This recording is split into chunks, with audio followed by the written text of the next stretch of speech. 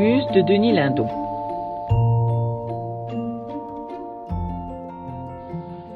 Première rencontre de Thésée et d'Hercule. Le crime d'Hercule. Très jeune, Hercule s'était marié avec une princesse appelée Mégarée qui lui avait donné 3 enfants. Au début de son mariage, il avait promis à Mégarée de renoncer à ses voyages aventureux pour mener avec elle une vie de famille bourgeoise et tranquille. Mais Hercule n'était pas fait pour le jardinage, le coin du feu et les pantoufles. Il ne tarda pas à s'ennuyer et se mit à boire avec excès. Déjà, lorsqu'il était sobre, il était enclin à des emportements subits et violents. Mais lorsqu'il était ivre, il devenait la proie de véritables crises de démence. C'est au cours d'une de ces crises que, sans savoir ce qu'il faisait, il tua de ses propres mains sa femme et ses 3 enfants. Il tomba ensuite pendant toute la nuit dans une sorte de coma. Lorsqu'il en sortit, il ne se souvenait plus de rien.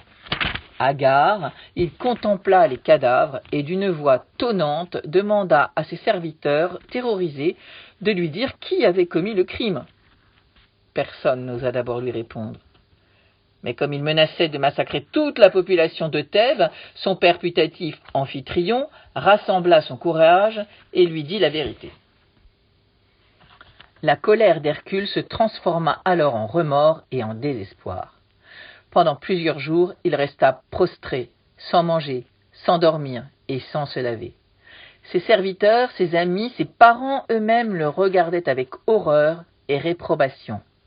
Nul n'osait s'approcher de lui et le toucher, de crainte d'être souillé de son crime. Persuadé d'être à tout jamais maudit des hommes et des dieux, Hercule décida de mettre fin à ses jours. Il s'allongea sur son lit, saisit son épée, en appliqua la pointe sur sa gorge et... « Entrez » dit-il machinalement en entendant frapper. La porte s'ouvrit et Thésée entra. Nouveau départ pour les 2 cousins. Thésée savait tout, et pourtant, s'approchant d'Hercule, il l'embrassa. Ému par ce témoignage d'amitié, le premier qu'il recevait depuis son crime, Hercule pleura. Au bout d'un moment, Thésée lui parla.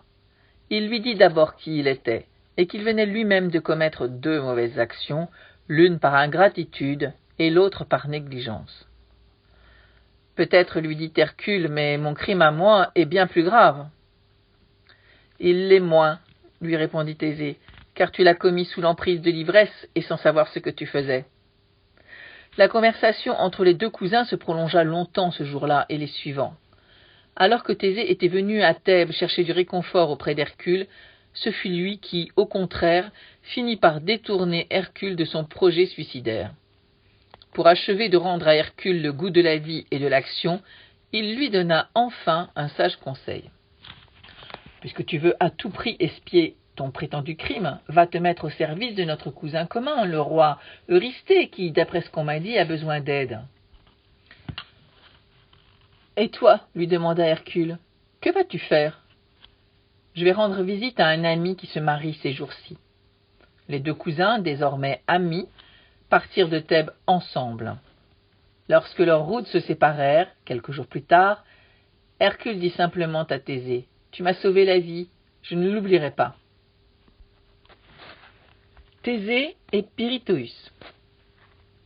L'ami chez qui se rendait Thésée s'appelait Pirithous et était roi des Lapites. Lorsque Thésée arriva chez lui, le banquet de noces commençait. Il réunissait de nombreux convives, parmi lesquels un personnage qui, grâce à son exceptionnelle longévité, aurait la chance d'être le témoin et parfois l'acteur des plus grands événements de son siècle. J'ai nommé Nestor. Nestor était alors dans la fleur de l'âge, mais déjà se manifestait chez lui, parmi de nombreuses qualités intellectuelles et morales, une certaine propension au bavardage qui, avec le temps, deviendrait caricaturale et légendaire. Pendant le repas nuptial, Nestor mit le grappin sur Pirithous et Thésée et sut si bien captiver leur attention par ses interminables récits qu'ils ne remarquèrent pas l'arrivée discrète, dans la salle du banquet, d'une bande de loupards qui étaient venus sans être invités. Ces intrus étaient les centaures, créatures vigoureuses et violentes ayant un tronc d'homme sur le corps d'un cheval. Profitant de l'inattention de Pirithous, les centaures, excités par le vin, commencèrent par importuner sa jeune épouse, puis tout à coup tentèrent de l'enlever de force. Enfin, alertés par les cris de la jeune femme, Pirithous, Thésée, Nestor et les autres convives se portèrent à son secours et un effroyable combat s'engagea. Les Lapides finirent par l'emporter sur les centaures, mais au cours de la bataille, la femme de Pirithous mourut. Thésée, une nouvelle fois, dut jouer les consolateurs. Il fut si persuasif que quelques jours plus tard, Pirithous décidait de se remarier. Pour être sûr que cette fois personne ne tenterait de lui enlever son épouse, il eut l'idée saugrenue de se marier avec la femme, ou plutôt la déesse la mieux protégée du monde, Proserpine, femme de Pluton et déesse des enfers. Malgré l'absurdité d'un tel projet, Thésée, qui à cette époque de sa vie semble ne pas avoir été dans un état tout à fait normal, accepta d'accompagner son ami dans un voyage aux enfers. La chaise de l'oubli. Au cours de leur voyage, ils passèrent par Sparte et décidèrent de rendre visite au roi de la ville, Pindare. Ce nom doit vous dire quelque chose.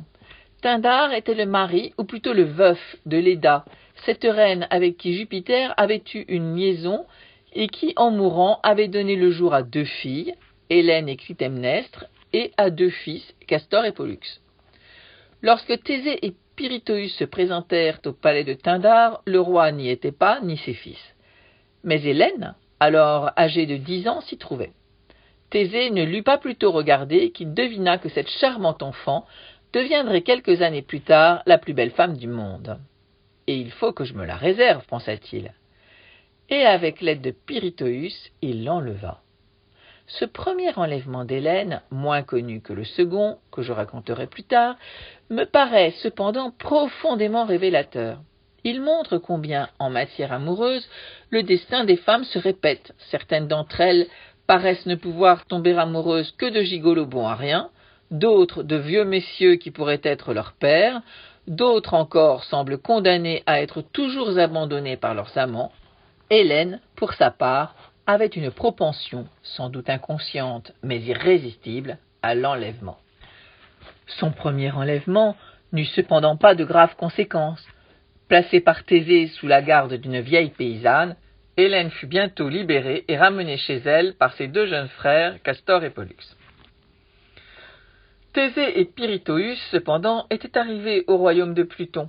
L'accès des enfers était normalement réservé d'une manière exclusive aux morts. Mais l'aplomb et l'inconscience des 2 visiteurs étaient tels que, on ne sait trop comment, ils franchirent tous les contrôles et se retrouvèrent enfin dans la chambre conjugale de Pluton et de Proserpine. Pluton songea d'abord à punir de mort l'insolence des 2 visiteurs. Puis, sur l'intervention de Proserpine, il consentit à réduire la peine. Il les fit asseoir dans des chaises qu'on appelait « chaises de l'oubli » et qui avaient la propriété de rendre leurs occupants complètement amnésiques. À peine avaient-ils pris place que Thésée et Pirithous perdirent jusqu'au souvenir de leur propre identité. Mais déjà ? Mais que va-t-il donc se passer ensuite ? Auriez-vous une petite idée ?